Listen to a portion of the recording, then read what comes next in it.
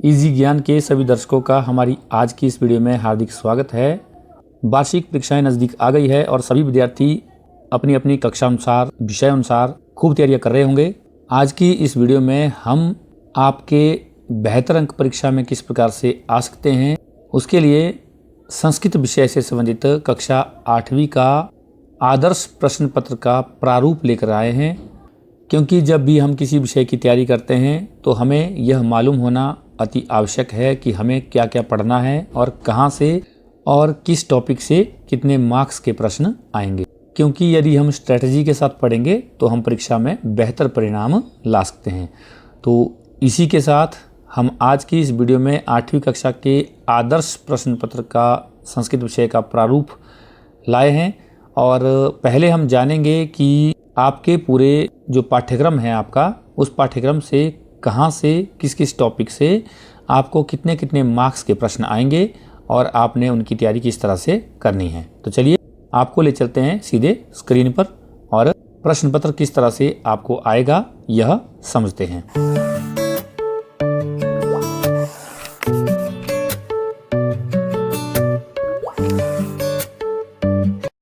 तो सामने आप यह देख रहे हैं, यह 8वीं कक्षा का संस्कृत विषय का आदर्श प्रश्न पत्र का प्रारूप है जो 12 दिसंबर 2024 को Himachal Pradesh board of school education द्वारा बोर्ड की वेबसाइट पर अपलोड किया गया था।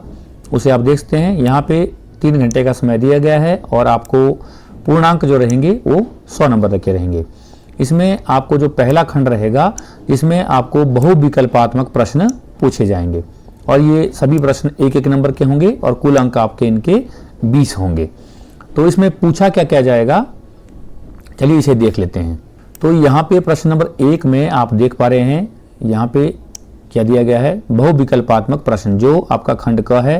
प्रथमे प्रश्ने 20 बहुविकल्पात्मकाः प्रश्ना भविष्यन्ति तत्रापि आदौ एकः प्रश्नः संस्कृतस्य सामान्य बिंदूनां विषये भविष्यति। पहले प्रश्न में 20 बहुविकल्पात्मक प्रश्न होंगे। उनमें से आदि का एक प्रश्न संस्कृत के सामान्य बिंदुओं से संबंधित होगा और आगे के जो 10 प्रश्न होंगे वो रुचिरा तृतीय भाग अर्थात आपकी पूरी पुस्तक से होंगे और उसके आगे के 9 प्रश्न व्याकरण के आधार पर होंगे। तो ये किस प्रकार से होंगे इन्हें हम आगे देखते हैं। बहुविकल्पात्मक प्रश्नों में यहाँ पर जो पहला प्रश्न दिया गया है, प्रथमा प्रश्न, यह सामान्य संस्कृत के मूल परिचयात्मक बिंदु अर्थात लिंग से संबंधित, विभक्ति, वचन, पुरुष या कारक से संबंधित होगा, उस पर आधारित होगा।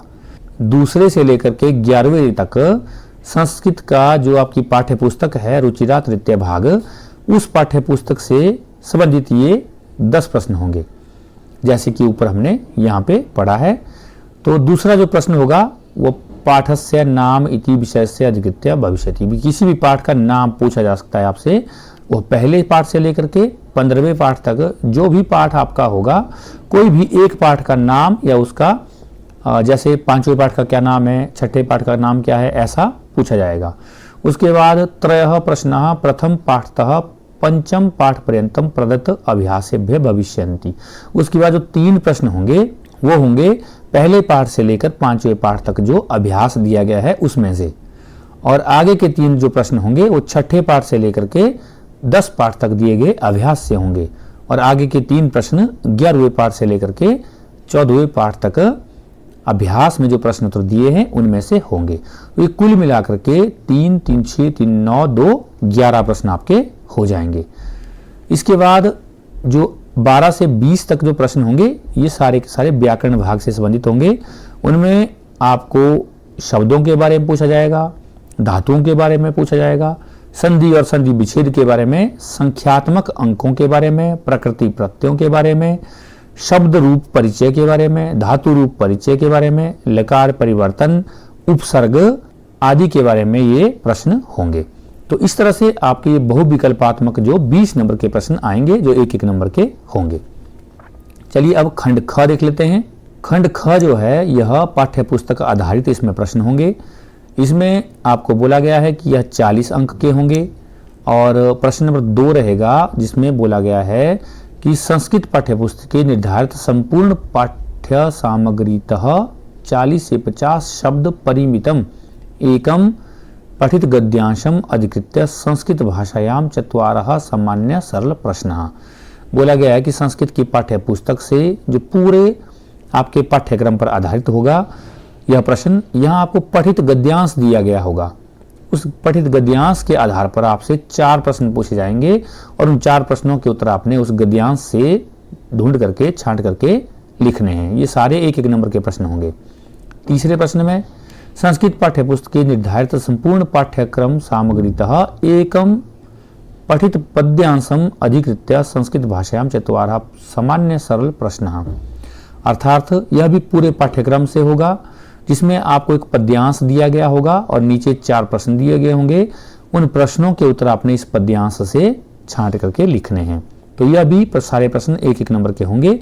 तो यह 4 और 4 8 नंबर हो गया। प्रश्न नंबर जो 4 आएगा आपको, संस्कृत पाठ्यपुस्तक के निर्धारित पाठ्य सामग्री अधिकृत्य द्वयो गद्यांशयो एकस्य गद्यांशस्य हिंदी भाषायाम अनुवाद। यह आपको पूरी पाठ्यपुस्तक में से कोई 2 गद्यांश आपको आएंगे और उन 2 में से कोई एक की हिंदी अनुवाद आपने करना है।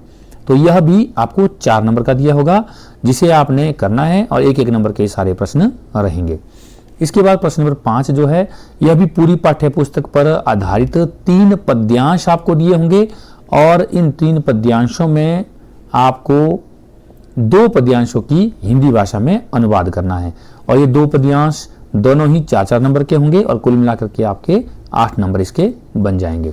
इसके बाद जो प्रश्न नंबर 6 होगा यह भी आपको पाठ्यपुस्तक पर आधारित होगा और इसमें आपको अभ्यास से 6 प्रश्न पूछे जाएंगे और उन 6 में से आपने 4 प्रश्न करने हैं जो 1-1 नंबर के रहेंगे और उनके उत्तर आपको करने हैं। यह आपको पूरी पाठ्यपुस्तक से ही पूछे जाएंगे। इसके बाद पूरी पाठ्यपुस्तक से ही आपको अभ्यास से ही आपको 6 प्रश्न निर्माण पूछे जाएंगे और उन प्रश्न निर्माणों में से भी आपने 4 प्रश्न निर्माण करने हैं और ये सारे 1-1 अंक के होंगे, कुल मिला के 4 अंक होंगे। प्रश्न नंबर 8 जो आएगा आपको यह भी पूरी पुस्तक से होगा और इसमें आपको रिक्त स्थान पूछे जाएंगे और ये रिक्त स्थान आपने भरने हैं और सभी 1-1 नंबर के रहेंगे। प्रश्न नंबर 9 जो होगा आपका यह भी आपके पूरे पाठ्यपुस्तक पर आधारित होगा और इसमें आपको एक श्लोक लिखना है और उसकी हिंदी सरलार्थ भी लिखना है, परंतु वह श्लोक आपके प्रश्न पत्र में ना आया हो। यदि आप प्रश्न पत्र का श्लोक लिखेंगे फिर आपको उसके नंबर नहीं मिलेंगे। यह आपका 4 नंबर का रहेगा, 2 नंबर का श्लोक और 2 नंबर की उसकी व्याख्या। तो इस तरह से आप इसे कर लेंगे। प्रश्न नंबर 10 रहेगा, संपूर्ण पाठ्यपुस्तकात हिंदी भाषायाम एकस्याः कथायाः सारः। आपको पूरी पाठ्यपुस्तक से जितनी भी कथाएं होगी यहाँ पे आपको 2 या 3 पूछी जाएंगी, उनमें से आपने केवल एक कथा करनी है और वो भी हिंदी में सार स्वरूप। तो वह आपकी 4 अंक की रहेंगी और इसे आपने इस तरह से करना है। तो कुल मिलाकर के ये सभी जो प्रश्न रहेंगे, प्रश्न नंबर 2, 3, 4, 5, 6, 7, 8, 9 और 10, यहाँ तक ये प्रश्न रहेंगे। ये कुल मिला के आपको 40 अंक के रहेंगे। तो इन्हें आप इसी क्रम से इसी तरह से याद कर लें जैसे मैं यहाँ पे आपको बता रहा हूँ। चलिए इसके बाद देख लेते हैं। अब है हमारे पास खंड ग। खंड ग जो है आपको व्याकरण भाग से रहेगा। इसमें आपको प्रश्न नंबर 11 के रूप में शब्द रूप पूछे जाएंगे जो 4 नंबर के होंगे। प्रश्न नंबर 12 के रूप में धातु रूप पूछे जाएंगे जो 4 नंबर के होंगे और प्रश्न नंबर 13 के रूप में आपको संधि कार्य दिया जाएगा जिसमें संधि और संधि विच्छेद होंगे। यह संपूर्ण पाठ्यपुस्तक पर आधारित होंगे, संधि विच्छेद जो आपकी पाठ्यपुस्तक के अभ्यास में दिए हैं। तो ये भी 4 नंबर के होंगे। इसके बाद आपको संख्यात्मक शब्द दिए होंगे जो 1 से 100 तक होंगे, उनको भी आपने 4 करना है, 4 नंबर के होंगे।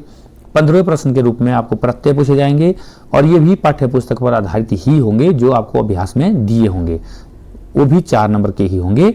इसके बाद प्रश्न नंबर 16 के रूप में पद परिचय पूछा जाएगा धातुओं का। कोई धातु पूछ ली जैसे रामाय, तो रामाय का पद परिचय क्या होगा? राम शब्द सुर्थी व्यक्ति का एक वचन। तो इस तरह से आप इसका पद परिचय देंगे। तो प्रश्न नंबर 17 जो है उसमें आपको लकार परिवर्तन बोला गया होगा। कोई भी आपको वाक्य दिया होगा उसको आपको किसमें जो दिए गए लकार होंगे सामने उनमें बदलना है। जैसे यदि आपको बोला गया है कि रामः पठति, बोला गया है कि इसको आप लिट लकार में बदलिए, तो क्या बदलेंगे आप? रामः पठिष्यति। तो इस तरह से आप उनको लकार परिवर्तन कर लेंगे। 4 नंबर के होंगे, 4 ही प्रश्न आपसे पूछे जाएंगे। प्रश्न नंबर 18 के रूप में आपको संस्कृत भाषा से संबंधित सामान्य प्रश्न पूछे जाएंगे, जो आपको नीचे विषय दिए गए हैं उन पर आधारित प्रश्न होंगे। जैसे कति वचनानि, कति लिंगानि, कति पुरुषा, कति विभक्तयः, कति कारकाणि इत्यादि सामान्य प्रश्न। ये सारे इस प्रकार के सामान्य प्रश्न होंगे। इसके बाद कारक विभक्तों संबंधिना सामान्य प्रश्न। कारक विभक्ति से संबंधित सामान्य प्रश्न हो सकते हैं। सामान्य सर्वनाम पदानाम हिंदी भाषायाम अर्थ, सर्वनाम इत्यादि पदों का हिंदी भाषा में अर्थ पूछा जाएगा।